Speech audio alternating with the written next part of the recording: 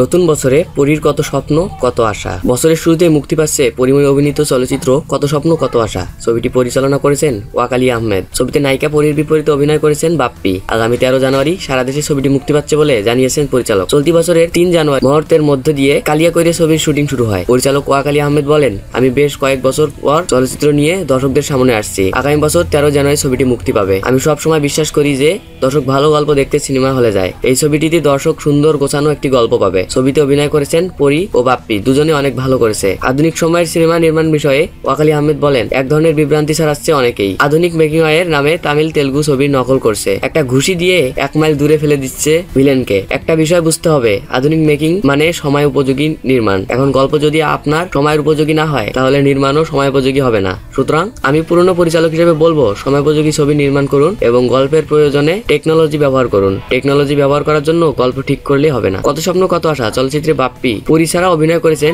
DJ Sohel, শতাব্দী, ওয়াদুদ প্রমুখ। বিনোদনের সংবাদ পেতে আমাদের BD24 হিটস চ্যানেলটিতে সাবস্ক্রাইব করুন। BD24 হিটস চ্যানেলটিতে সাবস্ক্রাইব করার জন্য আপনাকে ধন্যবাদ। ভালো থাকুন, সুস্থ থাকুন। আল্লাহ হাফেজ।